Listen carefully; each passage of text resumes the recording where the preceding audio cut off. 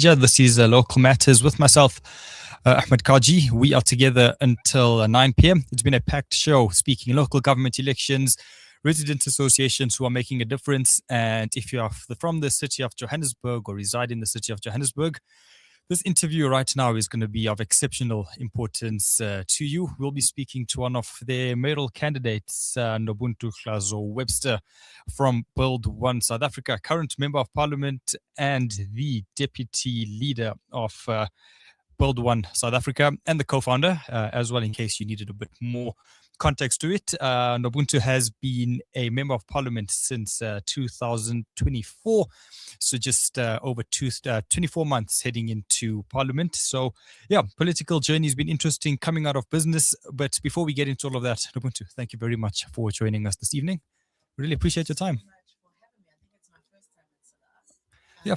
Maybe I've had like a phone call with you guys or something, but it's my first time here. It's really good to be in studio with you. Yeah, really glad that you made time for us here at Salam Media. And I'm sure this isn't going to be the last time we'll be speaking to you here on Salam Media.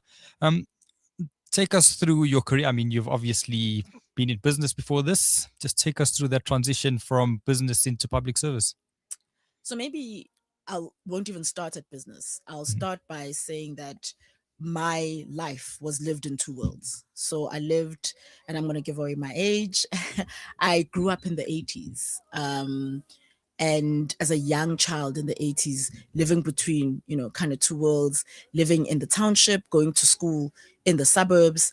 And so knowing the reality, of not even two South Africas, multiple South Africas, because you live in a black township. On your way to school, you pass an Indian township, you pass a colored township, you eventually get to a suburb, which is predominantly white. So growing up and seeing the differences in all these areas and seeing how much resource, how much infrastructure is in each area, and seeing and understanding that this seems to be according to race.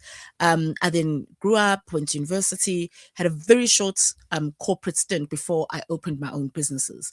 And starting businesses and going into business was for me about the interest and the heart that I had in economic development, and going, how do we start to change this picture of multiple South Africas? How do we start to create businesses, give opportunity to young people who can learn and ultimately start their own businesses, so that we just have an economy that is more widespread, an economy that is more equally spread, an economy where everybody can participate regardless of where they come from in South Africa. And we start to see the development in various areas and across different previously segregated areas. So that's really why I was in business. But there was always this nagging restlessness. And so I chaired a number of organizations, advocacy organizations for economic development. I was chair of the Businesswomen's Association, of the Youth Chamber of Commerce, of the International Women's Forum. And all that was me trying to find a way to express this restlessness that I have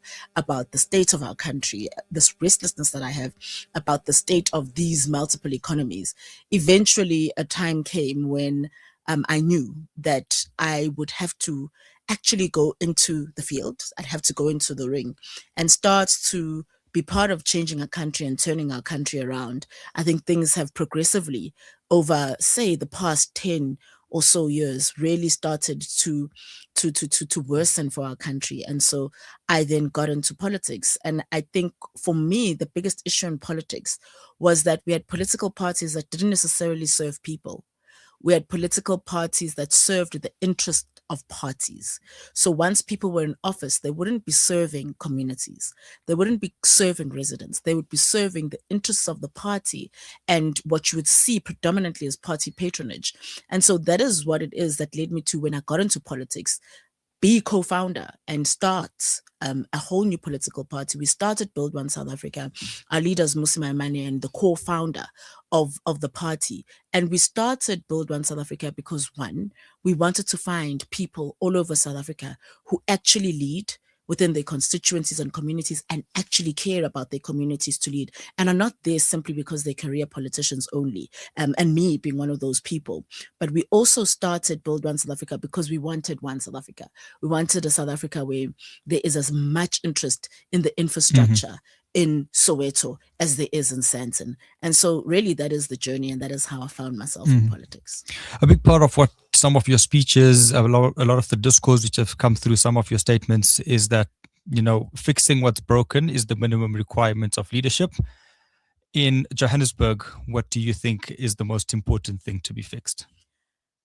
In Johannesburg, we absolutely have to fix basic services. We have a city where basic services and the delivery of basic services is completely broken down. We have a city where we have watched, particularly over the past 2-3 weeks, we have watched the crisis unfold when it comes to the financial management of Johannesburg. And we have been hearing report after report about how these various bills haven't been paid, about how cash flow and cash reserves are running out in the city.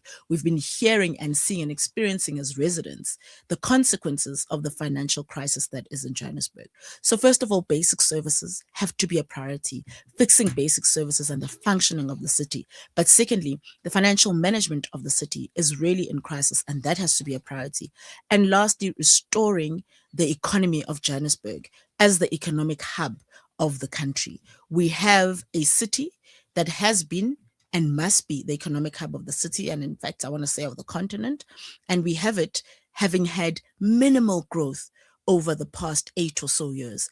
And we need to get to a point where we're seeing economic growth and we're seeing economic opportunity again. And you don't get to see that when you have a city that has a financial crisis. You don't get to see that when you have a city that cannot deliver basic services. And that's why those basics or those fundamentals become important, because you actually can't deliver on the latter if you haven't delivered on the first.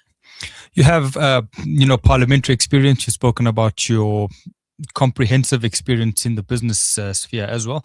You haven't run a metro as yet. I say as yet a bit loosely there. But how do you think that parliamentary experience and your experience in business perhaps will help you manage a city with a budget of more than 80 billion rand? So I think the first most important thing is about leadership. It's about making sure that not only is the mayor themselves a competent leader, but about making sure that you have the right leadership in the room. It's important that the people that you have are not only skilled and competent, but that they're ethical leaders, that they are leaders who understand governance, that they are leaders who are willing to deliver and have the political will to deliver on the needs of the city. And so that's important. And that's something that has come from, my own background, leading various organizations and institutions, and from the background that I do have in business. The second is in making sure that there is delivery and execution. I always say this: South Africa does not have a lack of policy. South Africa does not have a lack of institutional frameworks, if I'll call it that. The problem is in the inability to deliver and implement. And I think that's part of what I've brought. I mean, Parliament obviously has strengthened my own understanding of legislation and how legislation actually affects the different spheres of government and how it is led in the different spheres of government. But I think what is even more important is the ability to be able to deliver, the ability to be able to implement on plans. When you look at the plans of the city now, when you look at the plans that the city has, for instance, when it comes to revenue collection, part of the financial crisis of the city is that there hasn't been adequate revenue collection. And so you look at the fact that there's a plan. It's great. It looks great on paper, but the city consistently, year after year, is not able to collect the level or the amount of revenue that it says it's going to collect. The second is you look at some of the plans when it comes to youth development, some of the plans when it comes to entrepreneurial development, local economic development, some of the plans even when it comes to the rollout of infrastructure. And you find that is not happening either. So part of the biggest issues that we have in our government in general, certainly in Johannesburg, is that there isn't a lack of plans. The plan that the city had for water over the past 3 years and for the delivery and reticulation of water, which has not been delivered upon. So there are plans upon plans that aren't delivered upon. And I think the important thing to bring in and that I bring in is the ability to be able to deliver and execute on a plan. It's 15 minutes to 9 p.m. Central African time here on Salam Media. We are in conversation with the mayoral candidate for Johannesburg from Build One South Africa, Nobuntu Hlazo-Webster. We are going to take a short break, and when we return, we will be continuing these conversations. Please feel free to comment on all our streaming platforms on Facebook, YouTube, or X with any questions you would have for Nobuntu. Please stay tuned here to Salam Media. Give the gift of clean water with Africa Muslims Agency. With every water well or borehole you donate, your drop becomes a river, reconnecting communities to nourishment, education, dignity and empowerment. Sponsor a water well for 17,000 Rand in Africa or a borehole for 65,000 Rand in Afghanistan or Africa. Quench the thirst. Reconnect the soul with Africa Muslims Agency.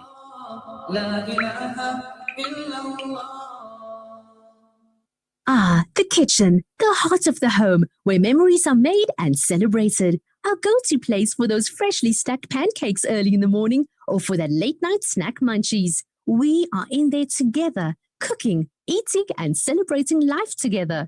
Let's keep the kitchen a place that is shared by everyone, where we build stronger bonds and grow together. Sunfoil, Now We Cooking. Visit nowwecooking.co.za for recipes that everyone can help make. Discover the Africa of your dreams and surround yourself with her spectacular beauty. Relax beneath her serene sunsets and explore wildlife at its natural best. It's where the pride of Africa comes together. The Kwantu Private Game Reserve. Get to know the Big Five or cruise on an elephant safari game drive. Interact with lion and tiger cubs and enjoy world-class halal cuisine while we pamper you during your 5-star stay. Indulge in the true African experience. For reservations, call now on 042-203-1400 or visit kwantu.co.za. The Kwantu Private Game Reserve, the place of gathering. Are you banking with convenience, transparency, and flexibility? With Al Baraka Bank's transactional banking account, you can enjoy convenient everyday banking designed around your needs. Benefit from zero fees on point-of-sale transactions and manage your banking easily through Al Baraka's secure mobile banking app and internet banking platform. From everyday payments to managing your personal or business banking, Al Baraka makes banking simple, transparent, and convenient. Visit albaraka.co.za to learn more. Al Baraka, your partner bank. Al Baraka Bank Limited is an authorized financial services and credit provider. Listen to something fresh. Listen to Salam Media, your humanitarian broadcaster.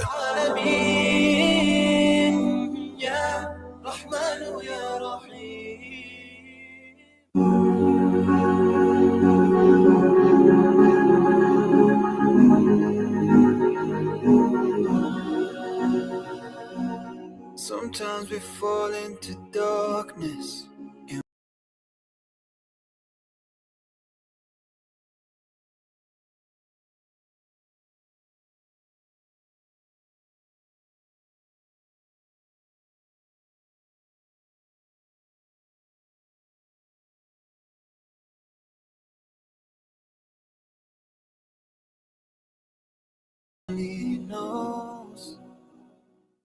Assalamu alaikum wa rahmatullahi wa barakatuh. It's 12 minutes to 9 p.m. Central African time here on Salam Media. This is Local Matters with myself, Ahmed Kaji. We are in conversation with Johannesburg's mayoral candidate from Build One South Africa, Nobuntu Hlazo-Webster. We're in conversation. We have very limited time together. We have the next 12 minutes or so to get through as many questions as possible and to answer the questions of our audience.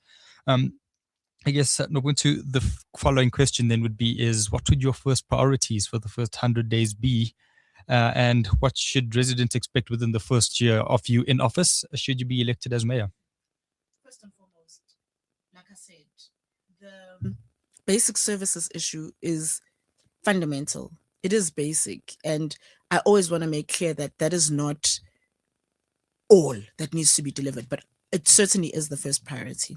So the first is to make sure that we fix the issue of basic services, to create a dashboard which has the priorities and the priority infrastructure that needs to be maintained, priority services that need to be restored in various areas, and have that as a public dashboard that is accountable to the public. And so the public know that these are the priorities, these are the priority areas, these are the priority services that are being fixed, and they can track in those first 100 days how far we are with restoring the various basic services in the areas, making sure that there's maintenance that's taking place, making sure that there is the fixing of pipes, potholes on roads, everything that needs the attention right now that it's not getting when it comes to delivery. So that's the first.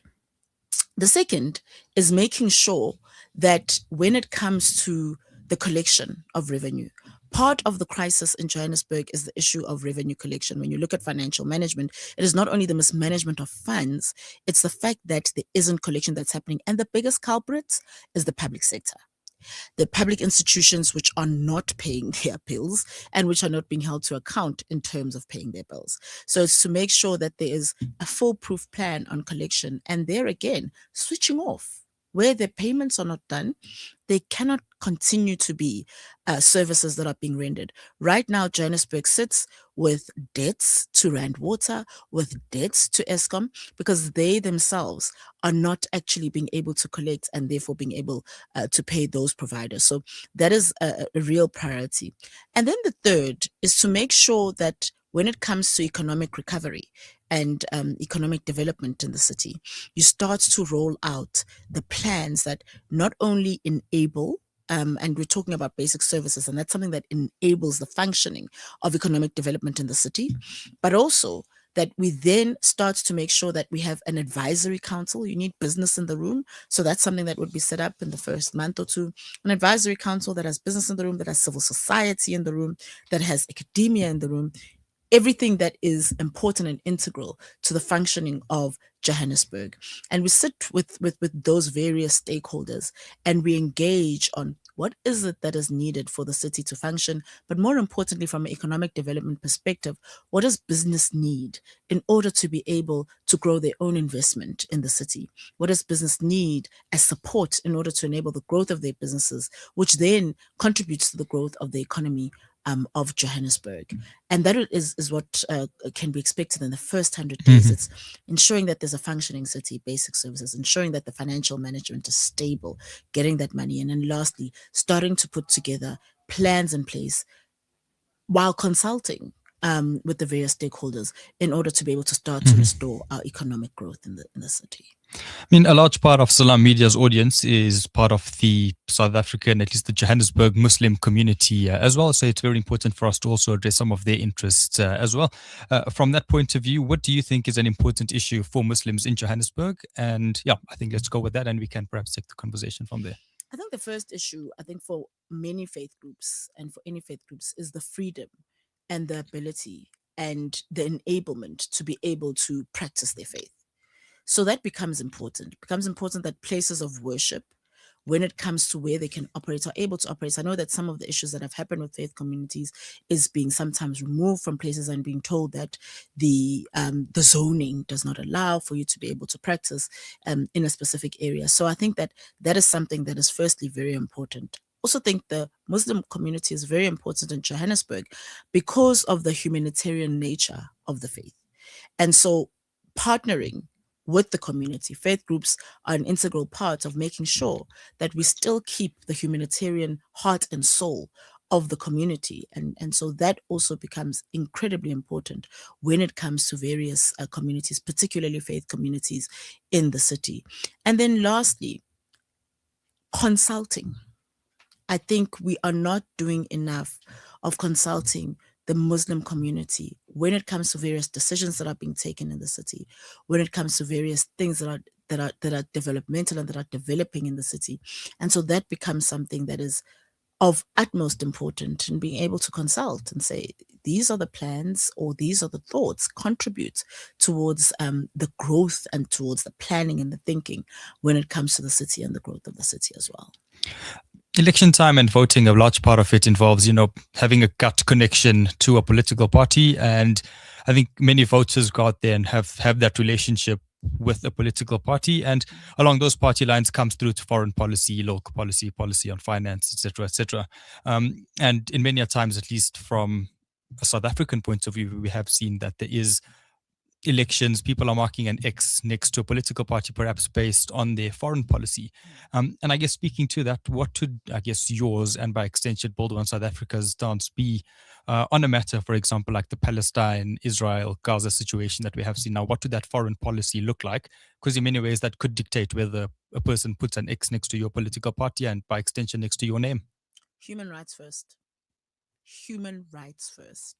What we see happening in Gaza, what we see, when you look at even the visuals every single day, what you see with communities going hungry, what you see with children being hurt, being killed, what you see with women who are trying to keep their families together, keep them alive, is the absolute devastation of humanity.